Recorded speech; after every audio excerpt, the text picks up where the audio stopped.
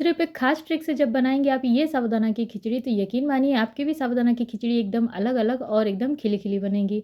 जी हाँ दोस्तों, अगर इस ट्रिक का इस्तेमाल करके आप साबूदाना की खिचड़ी बनाएँगे, तो आपकी साबूदाना कभी भी आपस में नहीं चिपकेगी और ये खाने में इतनी ज़्यादा टेस्टी लगेगी कि आप नवरात्रि के 9 दिन आप इसी खिचड़ी को बना कर के खाना पसंद करेंगे। तो चलिए देख लेते हैं कि इसे कैसे बनाते हैं। बहुत ही आसान और सिंपल रेसिपी है, तो वीडियो को पूरा वॉच करिएगा।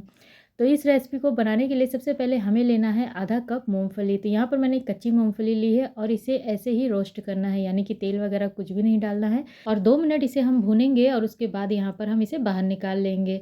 तो अगर इस तरीके से आप साबूदाना की खिचड़ी बनाएँगे तो यकीन मानिए आपकी खिचड़ी इतनी स्वादिष्ट लगेगी खाने में कि आप हमेशा ही इसे ऐसे ही बना के खाना पसंद करेंगे। तो यहाँ पर मैंने सारे ही मूँगफली को बाहर निकाल लिया है। अब उसी कढ़ाई में, गरम कढ़ाई में ही आपको 2 चम्मच यहाँ पर घी डालना है। तो घी की जगह पर आप तेल भी ले सकते हैं। 1 छोटी चम्मच ज़ीरा डाल देंगे और 3 से 4 हरी मिर्च को काट के डाल देना है।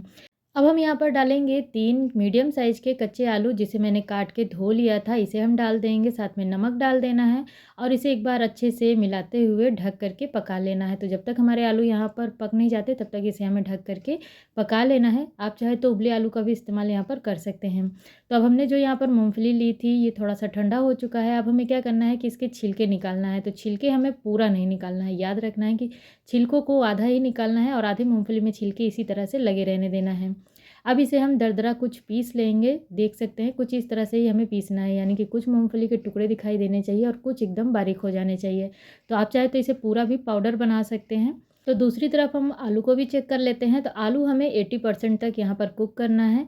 तो यहाँ पर आप चाहे तो मूँगफली को जो हमने भून करके रखा था उसी में से आप मूँगफली यूज़ कर सकते हैं, या फिर मेरी तरह कच्ची मूँगफली इस तरह से तेल में डाल के वापस से भून सकते हैं। तो 10 से 15 मूँगफली मैंने वापस से तेल में डाल दिया है, क्योंकि मैं उसमें से भूल गई थी निकालना। तो इसके अंदर इस तरीके से डाल के भून लेंगे। तो कुछ मूँगफली जब खड़े-खड़े दिखाई देते हैं तो वो देखने में ज़्यादा अच्छे लगते हैं, बस इसीलिए इसे डालना है, वरना आप इसके बगैर भी इस तरह से बना सकते हैं। तो मूँगफली हमारी यहाँ पर भुन गई है। अब इसे हम अच्छे से यहाँ पर मिक्स कर लेंगे और आलू भी हमारे अच्छे से यहाँ पर अब कुक हो चुके हैं। तो जब आलू अच्छे से कुक हो जाएँगे उसके बाद हमें यहाँ पर क्या करना है, तो यहाँ पर हम डालेंगे टमाटर। अगर आप टमाटर नहीं खाते हैं व्रत में तो आप इसे स्किप भी कर सकते हैं, इसके बिना भी बना सकते हैं। लेकिन अगर खाते हैं तो ज़रूर से डालिएगा। तो यहाँ पर मीडियम टू हाई फ्लेम पे आपको टमाटर को डाल करके इस तरह से भून लेना है। तो बिल्कुल भी ढक करके नहीं पकाना है, क्योंकि आलू वैसे भी पक चुकी है। तो इसे हम इस तरह से भूनते हुए टमाटर को भी पका लेंगे।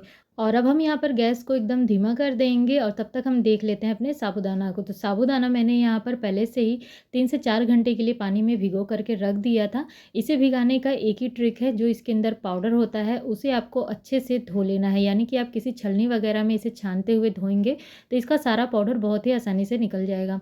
तो अगर आपके साबूदाना में पाउडर बिल्कुल भी नहीं लगा होगा तो आपका साबूदाना एकदम खिला-खिला और बढ़िया बनेगा। लेकिन एक ख़ास ट्रिक है जिसे आप अपनाएँगे तो कैसा भी साबूदाना होगा, आपका साबूदाना हमेशा ही खिला-खिला बनेगा।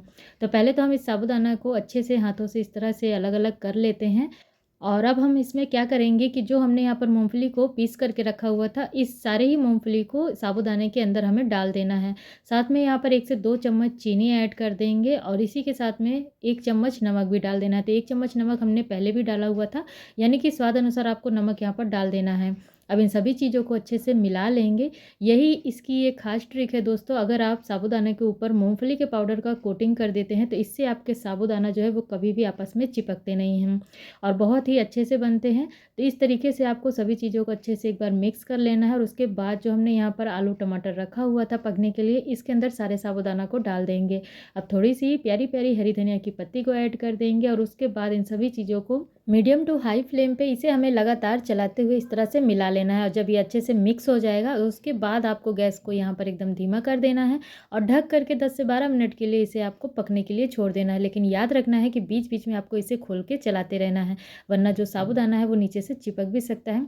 तो इसे हम ढक्कन लगा कर के पकाएँगे और बीच-बीच में इसे चलाते रहना है। तो यहाँ पर आप देख सकते हैं हमारा साबूदाना अच्छे से पक चुका है। इसका एक ये भी सिग्नल होता है, जब आप इसे पकाएँगे तो ये पकने के बाद इसके अंदर यानी कि चमक आ जाएगी, इसका जो ऑयल है वो बाहर आ जाएगा। तो थोड़ा-थोड़ा जब ऑयल इसमें नज़र आने लगे तो उसके बाद आप इसे जो है बंद कर दीजिए पकाना और आप देख सकते हैं एकदम खिला-खिला हमारा साबूदाना बना हुआ है और देखने में जितना ये लाजवाब लग रहा है, यकीन मानिए दोस्तों खाने में उससे कहीं ज़्यादा ये टेस्टी बनता है। तो इस नवरात्रि आप भी इस साबूदाना की खिचड़ी इस तरह से बनाइए, मेरे इस ट्रिक से बनाइए, आपकी साबूदाना की खिचड़ी 100% टेस्टी और खिली-खिली बन कर के तैयार होगी। तो यहाँ पर मैंने थोड़ी-सी बारीक कटी हुई हरी धनिया की पत्ती वापस से डाल दी है और आधा नींबू का रस भी ऊपर से डाल दिया है, इससे ये और भी ज़्यादा टेस्टी लगेगा खाने में। तो आप देख सकते हैं हमारा खिचड़ी जो है वो तैयार हो गया है, लेकिन यहाँ पर गैस को बंद करने के बाद करीब 2 से 3 मिनट के लिए आपको इसे ऐसे ही ढक के छोड़ देना है और उसके बाद ही इसे सर्व करना है। तो यहाँ पर हमारी जो खिचड़ी है वो एकदम रेडी है खाने के लिए। आप देख सकते हैं, आप इसे व्रत में या बिना व्रत के भी बना के खा सकते हैं दोस्तों।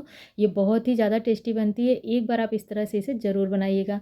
और अगर मेरी रेसिपी थोड़ी भी आप सभी को पसंद आई हो तो प्लीज़ वीडियो को लाइक और शेयर ज़रूर करिएगा और कमेंट बॉक्स में कमेंट करना बिल्कुल भी मत भूलिएगा। और अगर आपने अभी तक मेरे चैनल को सब्सक्राइब नहीं किया है तो प्लीज़ उसे सब्सक्राइब ज़रूर कर लीजिएगा अच्छी-अच्छी रेसिपीज़ देखने के लिए। तो आप देख सकते हैं एकदम दाना-दाना, खिला-खिला और एकदम अलग-अलग दिखाई दे रहा है और बहुत ही बेहतरीन और बहुत ही टेस्टी बनती है दोस्तों। तो एक बार आप इस तरह से इस साबूदाना की खिचड़ी ज़रूर ट्राई करिएगा और मुझे ज़रूर बताइएगा।